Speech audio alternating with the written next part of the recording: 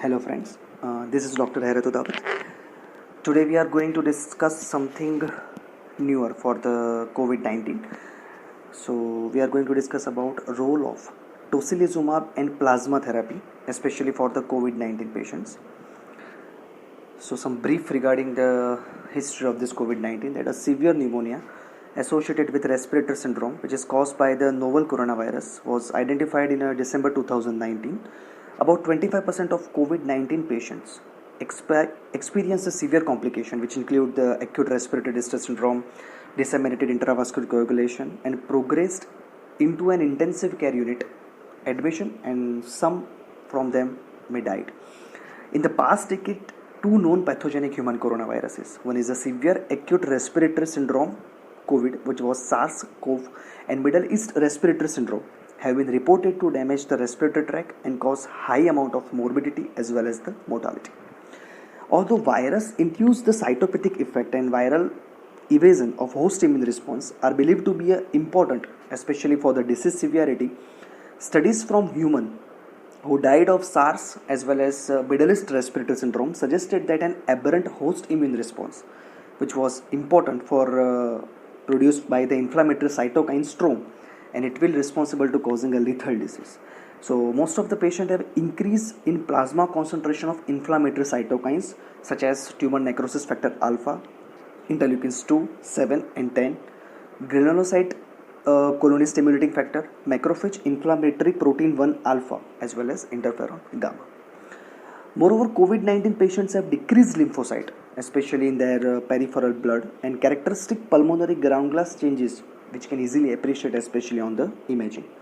So, autopsy from the patients who died from the COVID-19, histological examination is typically showing there is a bilateral diffuse alveolar damage, which include there is a alveolar edema, collection of the proteinous exudate, focal reactive hyperplasia of pneumocytes with patchy inflammatory cellular infiltration along with the multinucleated giant cells can easily be appreciated. So autopsy examination also suggested that type 2 alveolar epithelial cell proliferate markedly with some cell exfoliated. Alveolar septum is hyperemic edematous with intravascular thrombosis, which was clear-cut visible in their examination. Immunohistochemistry result shows there is a positive for immunity cells, which include CD3, CD4, CD8, CD20, CD79A, CD5, CD38 as well as CD68. So there is an aberrant host immune response and inflammatory cytokine storm probably impedes the alveolar gas exchange and contribute for the high mortality of the severe COVID-19 patients. So the next slide is the image, which you can clearly see that from the blood cells, when there is a activation occur of the immunity system, especially the T helper 1, they are going to produce the granulocyte monocyte colony stimulating factor along with the variety of inflammatory monocyte, especially interleukin 6, CD14 and CD16. They travel from blood to the lung, at which they are responsible to causing the edema, exudation as well as inflammatory cellular infiltration, which going to damage the alveolar epithelial cells, which affect that particular type of the gas exchange and responsible for development of mortality in this kind of the patients.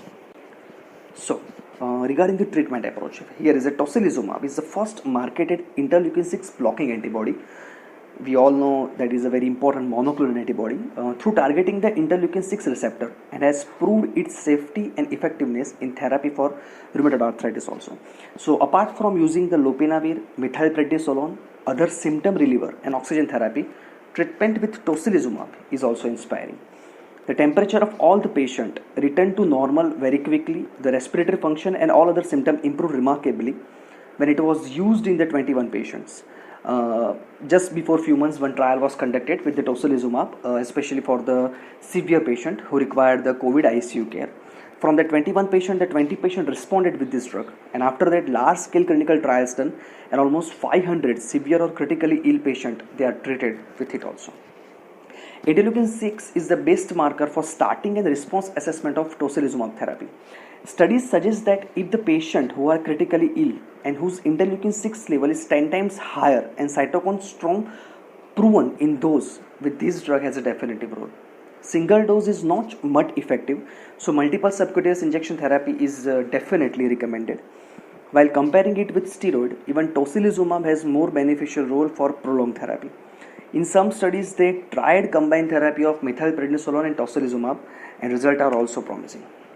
This drug has a characteristic side effects which include headache, hypertension, injection site reaction, some serious side effects which include hepatotoxicity, leukopenia, thrombocytopenia, serious allergic reactions, and more tendency to getting infection is always there. Apart from that, the pediatric trials are not done. So the effect of tocilizumab, especially for the pediatric patients who are suffering from the COVID-19, is still controversial. And apart from these side effects, cost is a very important concern. The 400 milligram injection costs around 40,000 rupees, especially in the India. Still, this drug is under clinical trial, and they are not included this in a COVID-19 guideline of treatment. So this slide is particularly showing the effect of tocilizumab. As we can see easily that this drug is particularly blocking the signal transduction, and they are going to calm the inflammatory storm. Now we are moving our second topic, which is the most hot topic nowadays. It was a convalescent plasma therapy. So if we understand the meaning of these two above words, we can understand easily this wool therapy.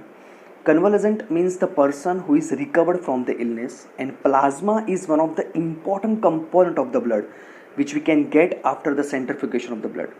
And if we store the plasma at minus 70 to minus 80 degree Celsius temperature, we can use it up to for 1 year also. 55% of volume of wool blood contains by plasma. So if we have a 350 ml of wool blood, we can get approximately 200 ml of plasma from that particular blood. This plasma is rich in various proteins. In different type of proteins, antibody are also included. So when individual gets infected with antigen in form of virus, bacteria or other pathogen, body's immune system becomes activated and started production of various antibody against that particular virus. It requires almost 10 to 15 days for the production of that antibodies. So if someone get infection of COVID-19, his immune response get activated and it produce antibody against it. Initially it was IgM, so immunoglobulin M type, which is followed by immunoglobulin G type. After this antibody response, patient start recovering, and if he will get similar infection in future, he might not develop symptoms or he might develop milder symptom, and his recovery rate would be the faster. So the person who is completely recovered from COVID-19 infection, we can name him as a donor, and plasma from that donor would be helpful for the patient who are suffering from that particular type of the illness. And this donor can donate his plasma to the patients who are infected or who have increased chances of infection. If we transfuse this antibody rich plasma to the patients in the early stages of illness, it will help them for the faster recovery. So one clinical trial was conducted before few months, in which 5 patients who were critically ill taking treatment in intensive care unit for the coronavirus were transfused with 200 ml of plasma from donor whose antibody titer was more than 1 gem 640. So the results were promising. All the patients recovered with minimal adverse effect of this particular plasma therapy.